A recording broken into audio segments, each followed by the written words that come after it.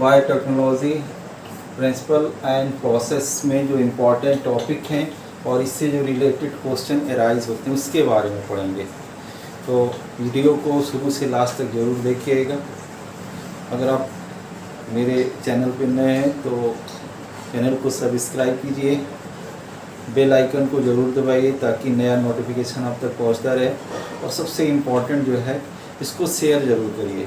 अपने जानने वाले, आप स्टूडेंट हो, आपके जो जानने वाले बायोलॉजी के स्टूडेंट हैं उनको ये वीडियो ज़रूर शेयर करें ताकि उनका भी कुछ फ़ायदा हो सके।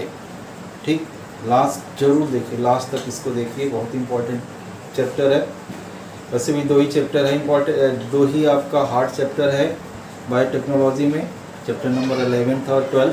पहले इसमें 12 नंबर के मार्क्स के क्वेश्चन आते थे, अब सिर्फ 10 नंबर के आते हैं और एटलीस्ट 5 या कभी कभी 6 और 7 नंबर के जो मार्क्स होते हैं इसी चैप्टर से अराइज होते हैं।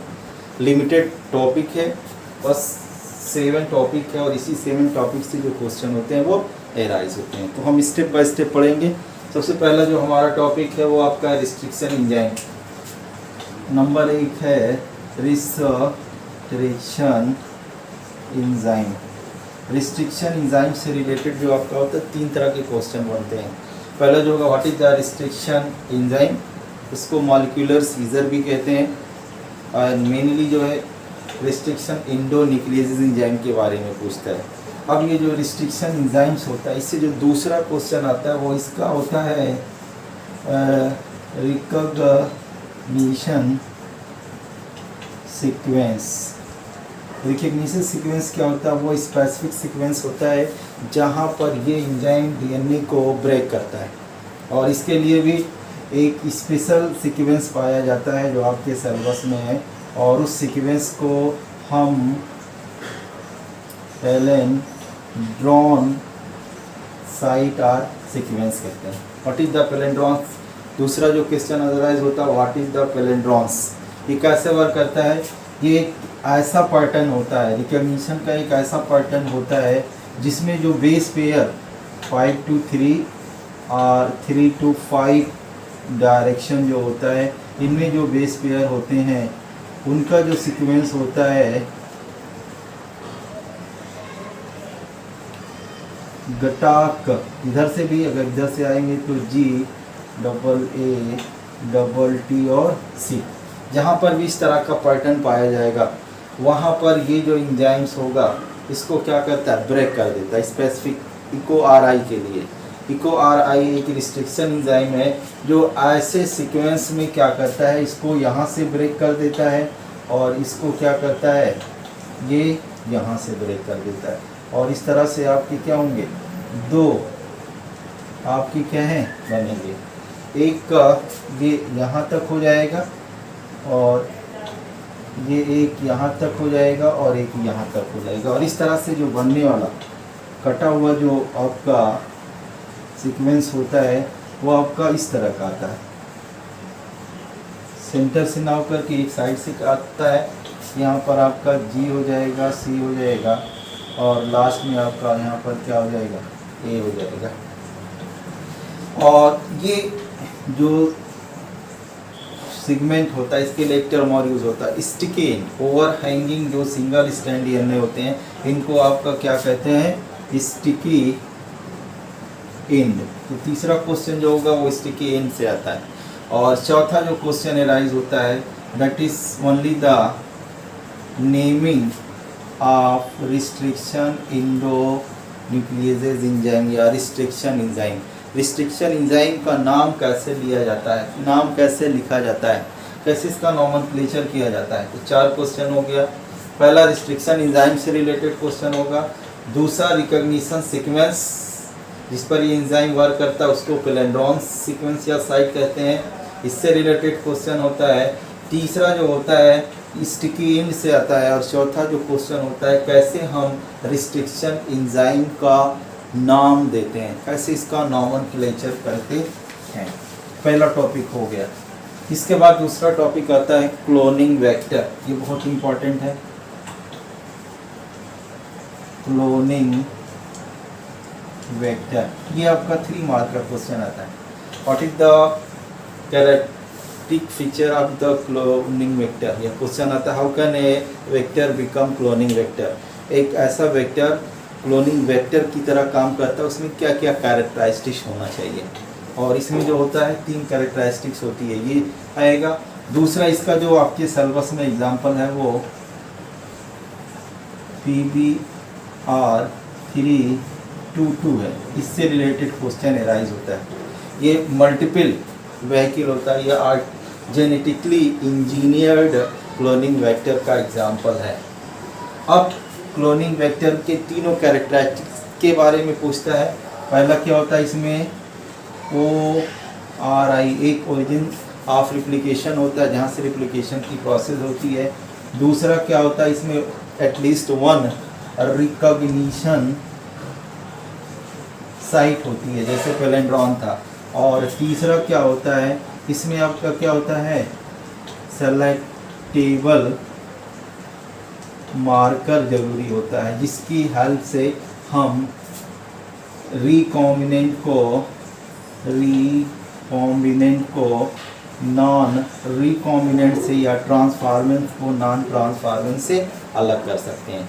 और इसमें भी एक और टर्म आता है। अब ये जो सेलेक्टर मार्कर्स होता है उसमें एक टर्म आता है इनसर्शनल इनएक्टिवेशन। इससे भी आपका क्या होता है, क्वेश्चन एराइज होता है। तो सीधे सीधे क्लोनिंग वेक्टर के पिक्यूलियर कैरेक्टर पूछेगा, सेलेक्टर मार्कर से क्वेश्चन एराइज हो सकता है, इंसर्शनल इनएक्टिवेशन से हो सकता है, या सीधे सीधे PBR का फिगर बना होगा और इसमें डिफरेंट जो रिकॉग्निशन साइट होते हैं उनके बारे में आपको बताना होगा। उसके बाद तीसरा जो टॉपिक होता है, अब ये आपका है जेल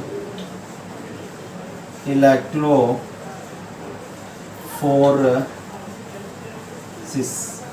ये टूल्स के फॉर्म में आता है और आप जानते हैं बहुत अच्छे से इसके बारे में जानते ही हैं। जेल इलेक्ट्रोफोरेसिस से सिंपल सा क्वेश्चन आता है, what is the gel electrophoresis. एक ऐसी टूल्स होता है, ऐसा डिवाइस होता है जिसकी वजह से जो आपके फ्रैगमेंटेड DNA होते हैं उनको उनकी साइज के बेस पर क्या किया जाता है, सेपरेट किया जाता है। तो DNA के फ्रैगमेंट को सेपरेट करने की ये एक टैक्टिक्स होती है और इसी में एक टर्म और यूज होता है, इल्यूशन। उसके बाद नेक्स्ट टॉपिक आता है, चौथा जो है वो आपका PCR, पॉलीमरेज। ये बहुत ही इंपॉर्टेंट टॉपिक है, polymerase chain reaction. What is the PCR।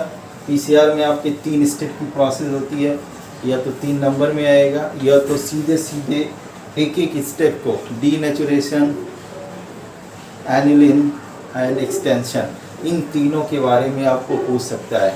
दूसरा जो होता है इसमें, पहला क्वेश्चन सीधे सीधे हो गया। दूसरा क्या होता है इसमें, एक स्पेशल कंपोनेंट होता है जो पॉलीमरेज एंजाइम होता है। पॉलीमरेज एंजाइम होता है, वो आपका क्या होता है, सिंपल नहीं होता बल्कि स्पेसिफिक होता है और इसको tag polymerase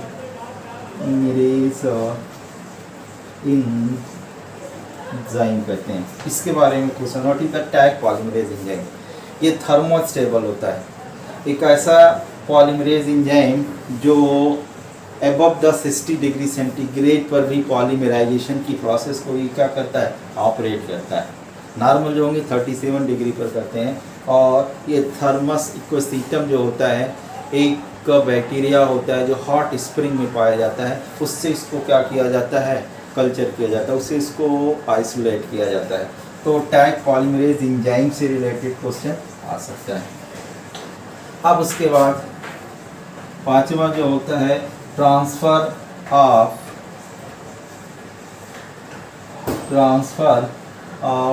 RNA into host. इससे भी क्वेश्चन आएगा, तो ये भी आपका क्या हो सकता है, 3 नंबर का क्वेश्चन आ सकता है। ये भी क्वेश्चन जो होगा वो 3 नंबर का आ सकता है, क्योंकि जो होस्ट होती है, होस्ट सेल जो होगी वो आपकी क्या हो सकती है, 3 हो सकती है। पहला बैक्टीरिया हो सकती है, दूसरा आपका प्लांट सेल और तीसरा एनिमल सेल। आपके सिलेबस में बस ये 3 है।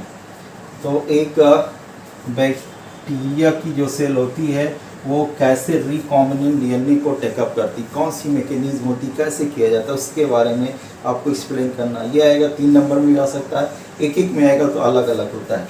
बैक्टीरिया में जो मेथड होता है उसको हीट एंड शॉक मेथड कहते हैं। प्लांट सेल में जो होता है उसके लिए जीन गन या प्लास्टिक का गन का यूज़ किया जाता है। और एनिमल सेल में जो होता है उसको माइक्रो इंजेक्शन कहते हैं। तो इनमें से what you know about the heat and shock method, what is the gene gun और plastic gun, what is the micro injection. इसको एज ए क्वेश्चन एराइज हो सकता है, या तो सीधे सीधे कैसे बैक्टीरियल सेल को कंप्यूटेबल सेल में कन्वर्ट किया जाता है, कंप्यूटेबल होस्ट में कन्वर्ट किया जाता है। और इसके बाद फिर नेक्स्ट जो होता है, लास्ट जो आपका आता है वो आपका है that is the bio reactors. Bio reactor in general जो रिकॉम्बिनेंट डीएनए प्रोडक्ट्स होते हैं, या आप कह सकते हैं ट्रांसजेनिक का एनिमल या ट्रांसजेनिक जो सेल होते हैं वो 2 तरह से, या तो लेबोरेटरी में बनाए जाते हैं स्मॉल स्केल पे, या तो फिर इंडस्ट्री में बनाए जाते हैं लार्ज स्केल पे। तो इंडस्ट्री में इसको बनाने के लिए एक बड़ा सा वेसल्स होता है जिसमें जो रॉ मटेरियल होता है वो बायोलॉजिकली जो होता है वो आपका फाइनल प्रोडक्ट में जो होता है इंड प्रोडक्ट में कन्वर्ट हो जाता है। और इसके लिए पूरा का पूरा सिस्टम पाया जाता है। पीएच कंट्रोल सिस्टम होता है, ऑक्सीजन कंट्रोल सिस्टम होता है, उसके बाद फोम कंट्रोल सिस्टम होता है, एगेशन होता है, सो ऑन। और उसके बाद लास्ट जो आता है क्वेश्चन जो आता है that is the step in recombinant DNA technology. Step in recombinant DNA technology. इससे आपका 2 क्वेश्चन होगा। पहला क्वेश्चन डायग्रामेटिक रिप्रेजेंटेशन होगा, इसमें इक्वारआई की हेल्प से हम क्या करते हैं, 3 स्टेप का प्रोसेस है वो पूछा जाता है। और दूसरा क्या होता है, एक्चुअल जो स्टेप होते हैं जिसमें रिकॉम्बिनेंट डीएनए टेक्नोलॉजी की हेल्प से फिनिश प्रोडक्ट बनाया जाता है। और अगर ये वाला पूछा जाएगा तो इसमें 1 से लेकर के 9 स्टेप होते हैं। सिर्फ आपको स्टेप लिख देना है, हर एक स्टेप को लिख देना। जैसे पहला जो स्टेप होता है उस स्टेप को हम आइसोलेशन ऑफ डीएनए कहते हैं, और जो लास्ट स्टेप होता है उसको डाउन स्ट्रीम प्रोसेस कहते हैं। इस तरह से ये वाला फिर अगर आएगा तो 9 स्टेप की प्रोसेस को कर देंगे तो ये क्वेश्चन कवर हो जाएगा। तो इतने जो आपके क्वेश्चन होते हैं, और ये आपके 7 टॉपिक होते हैं। एक बार फिर रिस्ट्रिक्शन एंजाइम से क्वेश्चन एराइज होता है, क्लोनिंग वेक्टर से होता है, जेल इलेक्ट्रोफोरेसिस से होता है, PCR transfer of recombinant DNA into host cell से होता है, बायोरिएक्टर, और step in recombinant DNA technology, diagrammatic representation and even the different step from the isolation of DNA to the downstream process. जो भी आपके इम्पोर्टेंट क्वेश्चन थे topic को मैंने एक्सप्लेन कर दिया। अगर आपको लगता है कि ये लेक्चर हेल्पफुल है तो आप इस मेरे वीडियो को दूसरे बच्चों तक शेयर ज़रूर करिएगा। Thank you.